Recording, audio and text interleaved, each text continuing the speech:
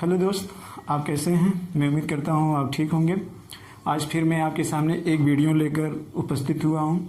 ये वीडियो भी बहुत ज़बरदस्त है आपके लिए, काफ़ी ज़्यादा मोटिवेशनल टाइप का वीडियो है।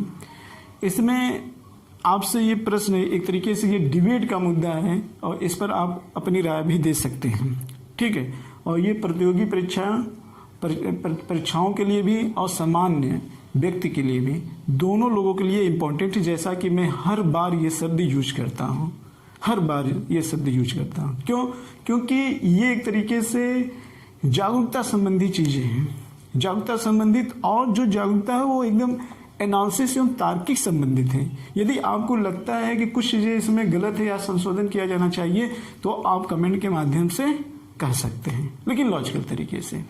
तो आइए हम इस कोटेशन को देखते हैं कि इस कोटेशन से क्या भाव निकलता है, इस संदर्भ में देखते हैं, ठीक है। पढ़ते हैं इसको। समाज को संगठित बनाए रखने के लिए दो चीज की जरूरत होती है। समाज को संगठित बनाए रखने के लिए दो चीज की जरूरत होती है। क्या होती है? एक प्यार, दूसरा भय। राजनीति कैसे भी हो, लेकिन आम बताइए, दोनों में से कौन सबसे ज्यादा टिकाऊ होगा और किस प्रकार से? यानी कि किसी समाज को संगठित बनाए रखना है तो उसमें प्यार ज्यादा माने रखेगा कि भय माने रखेगा? राजनीति चाहे जो हो, चाहे वो राजतंत्र हो, चाहे वो लोकतंत्र हो, लेकिन प्यार और भय, इन दो में से अगर आपको निर्णय लेना है तो इन दोनों में से आप कौन सा एक ऐसा हथियार इस्तेमाल करोगे समाज को संगठित बनाए रखने के लिए? इस पर यदि आपको निर्णय लेना हो तो, अगर भाई इस पर दोनों में से मुझे एक निर्णय लेना हो, तो हम ये कहेंगे प्यार, प्रेम ही एक ऐसा हथियार है जिससे लंबे समय तक समाज को संगठित बनाया जा सकता है। लेकिन भय नहीं, भय से भी बनाया जा सकता है, भय से भी समाज को संगठित बनाया जा सकता है, भय से भी शांति व्यवस्था को कायम किया जा सकता है, भय दिखाकर भी शांति व्यवस्था को लाया जा सकता है। लेकिन जो भय के कारण चीजें लाई जाती है, वो जब तक भय रहता है तभी तक शांति रहती है। जैसे ही भय खत्म होता है वैसे ही फिर क्रांति होती है। यानी भय जैसे ही खत्म होता है वैसे ही क्रांति होती है, या फिर भय अपनी चरम सीमा पर चला जाए तब क्रांति होती है। दोनों स्थिति में, और ये दोनों एग्जाम्पल अभी मैं आपको बताऊंगा कि किस प्रकार भय अपनी चरम सीमा जाने पर क्रांति होती है और किस प्रकार राजनीति से भय खत्म हो जाने के बाद क्रांति होती है,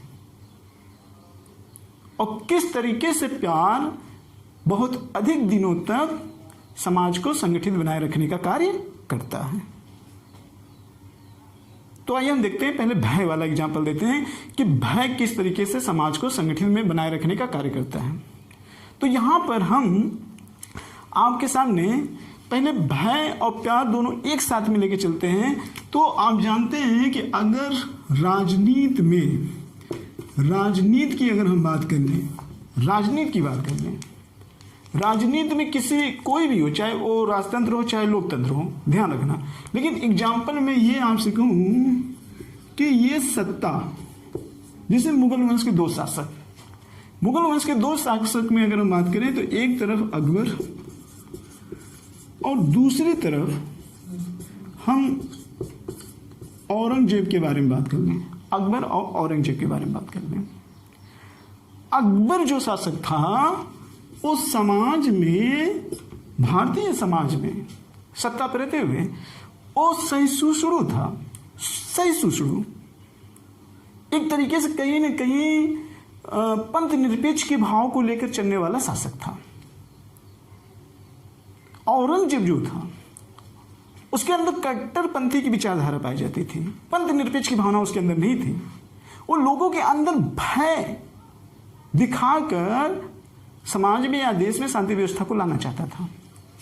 और जब तक जीवित था तब तक वो उसने अपने सत्ता का धौस दिखाकर भय के बल पर शांति व्यवस्था को कायम किया हुआ था। और अकबर जब तक था तो ज्यादातर अधिकांश उसने प्रेम से देश में सत्ता को स्थापित किया हुआ था। अकबर, आपने सुना होगा दीन-ए-इलाही, उसका एक संस्था था, इबादत खाना, जहां पे लोग, सभी धार्मिक लोग आकर मिलकर एक तरीके से मुद्दे पे बात करते थे, सभी लोगों के लिए खुला था। ध्यान रखना, जहां प्यार होता है, हमेशा ध्यान रखना, भय के कारण से आप किसी की आवाज दबा सकते हैं लेकिन सोच को नहीं दबा सकते हैं। भय के कारण आप किसी के आवाज को दबा सकते हैं लेकिन सोच को नहीं दबा सकते हैं। औरंग जब तक सत्ता में था तो लोगों की आवाज को दबाया हुआ था लेकिन सोच लोगों की नहीं दबी हुई थी। जैसे ही औरंगजेब मरा वैसे ही पूरा मुगल वंश के आने वाले शासक या पूरा मुगल वंश ताश की पत्ते की तरह बिखर गया। क्यों? क्योंकि लोगों के अंदर उसके प्रति घृणा हो गया था। क्यों? क्योंकि उसके अंदर कट्टरपंथी की विचारधारा थी और लोगों के अंदर भय डालकर शासन कर रहा था। जबकि अकबर ऐसा नहीं था। अगर अकबर ऐसा होता तो मुगल वंश इतने दिनों तक नहीं चल पाता। लेकिन औरंगजेब ऐसा था, इसलिए इसके मरने के बाद भारत में जितने लोग थे, जितने लोग का मतलब जितने भी प्रांतीय शासक थे, प्रांतीय क्षेत्र, सबने विद्रोह कर दिया उसके खिलाफ। यानी केंद्रीकृत व्यवस्था पूरी तरीके से चरमरा गई। तो भय संपन्नता नहीं ला सकती है किसी देश में, प्यार के बल पर लाया जा सकता है, यह टिकाऊ होता है। तो मुझे लगता है कि आप ये चीजें समझ गए होंगे। लेकिन औरंगजेब जब तक था तो भय के दिलाकर लोगों की आवाज दबाया था, सोच को नहीं दबा पाया था, क्योंकि ये चीजें परिणाम आगे दिखाई देता है। अकबर क्या करता था? अकबर लोगों के बीच में प्यार की भावना जगाता था। इसलिए लोग, मैंने जैसे कहा, लोग अपनी सोच को नहीं दबा सकते हैं। जब प्यार था तो लोग अपनी मन की बात, अपनी सोच की बात रख सकते हैं आपके सामने कि उनके दिल में क्या है। लेकिन जब भय रहेगा तो अपने दिल की बात कैसे रखेंगे? वो सोचेगा यार कहीं मैं अपने अधिकार की बात करूंगा मेरा सर कलम तुरंत ना कर दे। तो प्यार बहुत बड़ी चीज होती है, किसी की मन की बात को जानना और अधिक दिनों तक समाज को संगठित को बनाए रखना। समाज में अधिक दिनों तक संगठन बनाए रखने के लिए प्यार बहुत बड़ी चीज होती है। क्यों? क्योंकि लोग, जहां प्यार रहेगा वहां लोग अपनी सोच को रख सकते हैं, क्योंकि वहां पे भय का वातावरण नहीं रहता है। इसी चीज को देखते हैं कि विश्व का सबसे बड़ा अर्थशास्त्री, अगर कहा जाए कि विश्व का सबसे बड़ा अर्थशास्त्रिक विचारक किसे कहा जाता है, तो विश्व का सबसे बड़ा अर्थशास्त्री एवं समाजशास्त्री के रूप में देख लिया जाए तो कार्ल मार्क्स को कहा जाता है। कार्ल मार्क्स ने वर्ग संघर्ष में ये चीजें कही है। वो ये कहता है जब अभाव होता है तो लोगों के बीच में प्यार जाग जाता है, और प्यार जब जागता है तो सत्ता तब तक बहुत दिनों तक चलती रहती है। लेकिन जब वही प्यार में सत्ता स्थापित होती है तो धीरे धीरे जब इसकी आयु बढ़ती है और संसाधनों का ध्रुवीकरण होने लगता है तो लोगों के अंदर शोषणात्मक भावना आ जाती है। वो शोषण करने लगता है और लोगों को फिर भय दिलाने लगता है। भय से जीतना चाहता था, जबकि कल उन्हीं से प्यार के बीच में से होकर उसने सत्ता को प्राप्त किया था। और जब ध्रुवीकरण हो गया संसाधनों का तो लोगों को ऊपर भय दिखाने लगा। तो परिणाम क्या होगा?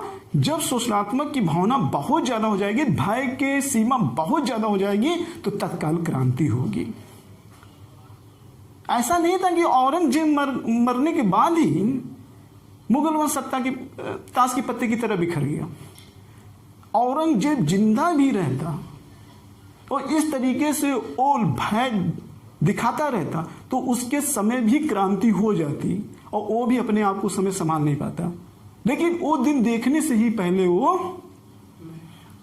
उसकी मृत्यु हो गई, वो मर गया।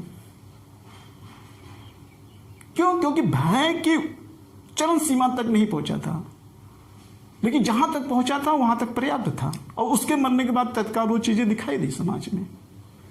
तो इस तरीके से आप कह सकते हो कि समाज को संगठित बनाए रखने के लिए जो दो चीज की जरूरत पड़ती है उसमें से सबसे अच्छा प्यार होगा, न कि भय। भय भी होगा लेकिन उसकी आयु बहुत दिनों तक नहीं होती है। ये चीज आप हमेशा ध्यान रखिएगा। और जिसने भी भय के कारण समाज को संगठित करने का प्रयास किया और सर्वोच्चता को साबित करने का प्रयास किया, उसकी समाज ने हमेशा आलोचना किया है, आलोचना किया है। तो आप बताइए, नाम के साथ अमर होना चाहते हैं कि आप अपने नाम के साथ